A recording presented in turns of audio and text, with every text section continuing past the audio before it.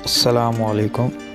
نسو ایک عورت نما آدمی تھا، باریک آواز، بغیر داڑھی اور نازک اندام مرد۔ وہ اپنی ظاہری شکل و صورت سے فائدہ اٹھاتے ہوئے زنانہ حمام میں عورتوں کا مساج کرتا اور میل اتارتا تھا۔ کوئی بھی اس کی حقیقت نہیں جانتا تھا، سبھی اسے عورت سمجھتے تھے۔ یہ طریقہ اس کے لیے ذریعہ معاش بھی تھا اور عورتوں کے جسم سے لذت بھی لیتا تھا۔ کئی بار ضمیر کی ملامت کرنے پر اس نے اس کام سے توبہ بھی کر لی، لیکن ہمیشہ توبہ توڑتا رہا۔ ایک دن بادشاہ کی بیٹی حمام گئی۔ حمام اور مساج کرنے کے بعد پتہ چلا اس کا گراں مطلب کہ موتی یا ہیرا کھو گیا ہے۔ بادشاہ کی بیٹی نے حکم دیا کہ سب کی تلاشی لی جائے۔ سب کی تلاشی لی گئی، ہیرا نہیں ملا۔ نسو رسوائی کے ڈر سے ایک جگہ چھپ گیا۔ جب اس نے دیکھا کہ شہزادی کی کنیزیں اسے ڈھونڈ رہی ہیں تو سچے دل سے خدا کو پکارا اور خدا کی بارگاہ میں دل سے توبہ کی اور وعدہ کیا کہ آئندہ کبھی بھی یہ کام نہیں کروں گا، میری لاج رکھ لے مولا۔ دعا مانگ ہی رہا تھا کہ اچانک باہر سے آواز سنائی دی کہ نسو کو چھوڑ دو، ہیرا مل گیا ہے۔ نسو نم آنکھوں سے شہزادی سے رخصت لے کر گھر آ گیا۔ نسو نے قدرت کا کرشمہ دیکھ لیا تھا اور ہمیشہ کے لیے اس کام سے توبہ کر لی۔ کئی دنوں سے حمام نہ جانے پر ایک دن شہزادی نے بلاوا بھیجا کہ حمام آ کر میرا مساج کرے، لیکن نسو نے بہانہ بنایا کہ میرے ہاتھ میں درد ہے، میں مساج نہیں کر سکتا۔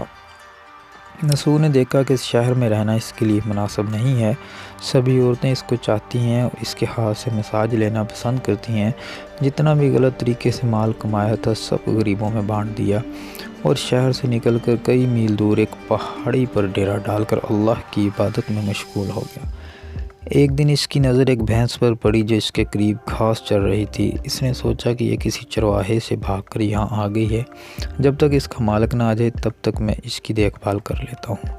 لہٰذا اس کی دیکھ بھال کرنے لگا۔ کچھ دن بعد ایک تجارتی قافلہ راستہ بھول کر ادھر آ گیا جو سارے پیاس کی شدت سے نڈھال تھے۔ انہوں نے نسو سے پانی مانگا۔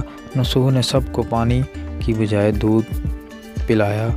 قافلے والوں نے نسو سے شہر جانے کا راستہ پوچھا۔ نسو نے ان کو آسان اور نزدیک راستہ دکھایا۔ نسو کے اخلاق سے متاثر ہو کر تاجروں نے جاتے ہوئے اسے بہت سارا مال بطور تحفہ دیا۔ نسو نے ان پیسوں سے وہاں کنواں کھدوا دیا۔ آہستہ آہستہ لوگ بسنے لگے، عمارتیں بننے لگیں۔ وہاں کے لوگ نسو کو بڑی عزت اور احترام کی نگاہ سے دیکھنے لگے۔ رفتہ رفتہ نسو کی نیکی کے چرچے بادشاہ تک جا پہنچے۔ بادشاہ کے دل میں نسو سے ملنے کا اشتیاق پیدا ہوا۔ اس نے نسو کو پیغام بھیجا کہ بادشاہ آپ سے ملنا چاہتے ہیں، مہربانی کر کے دربار تشریف لے آئیں۔ جب نسو کو بادشاہ کا پیغام ملا اس نے ملنے سے انکار کر دیا اور معذرت چاہی کہ مجھے بہت سارے کام ہیں، میں نہیں آ سکتا۔ بادشاہ کو بہت تعجب ہوا، مگر اس نے بے نیازی کو دیکھ کر ملنے کی طلب اور بڑھ گئی۔ بادشاہ نے کہا کہ اگر نسو نہیں آ سکتے تو ہم خود اس کے پاس جائیں گے۔ جب بادشاہ نسو کے علاقے میں داخل ہوا، خدا کی طرف سے ملک الموت کو حکم ہوا کہ بادشاہ کی روح قبض کر لے۔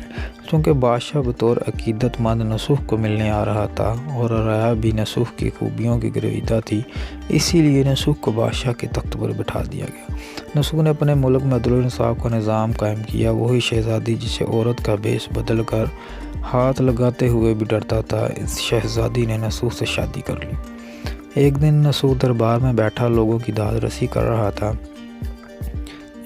ایک شخص وارد ہوا اور کہنے لگے، کچھ سال پہلے میری بھینس گم ہو گئی تھی، بہت ڈھونڈا مگر نہیں ملی، برائے مہربانی میری مدد فرمائیں۔ نسو نے کہا کہ تمہاری بھینس میرے پاس ہے، آج جو کچھ میرے پاس ہے وہ تمہاری بھینس کی وجہ سے ہے۔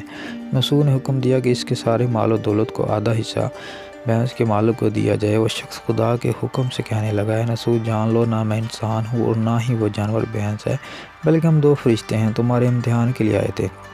یہ سارا مال و دولت تمہارے سچے دل سے توبہ کرنے کا نتیجہ ہے، یہ سب کچھ تمہیں مبارک ہو۔ وہ دونوں فرشتے نظروں سے غائب ہو گئے۔ اسی وجہ سے سچے دل سے توبہ کرنے کو توبہ نصوح کہتے ہیں۔ تاریخ کی کتب میں نسوء کو بنی اسرائیل کے ایک بڑے عابد کی حیثیت سے لکھا گیا ہے۔ نسوء رزق کمانے کے لیے اللہ کا ناپسندیدہ کام کیا کرتا تھا۔ جب وہ کام اللہ کے خوف کی وجہ سے چھوڑا تو اللہ نے رزق کے اسباب پیدا کیے اور بادشاہ تک عطا کر دی۔ حرام طریقے سے لذت حاصل کرنا چھوڑا تو اللہ نے نکاح میں شہزادی دے دی۔ اللہ تعالیٰ سب کو توبہ کرنے اور آخری دم تک اس توبہ پر قائم رہنے کی توفیق فرمائے۔ آمین ثم آمین۔ جزاک اللہ۔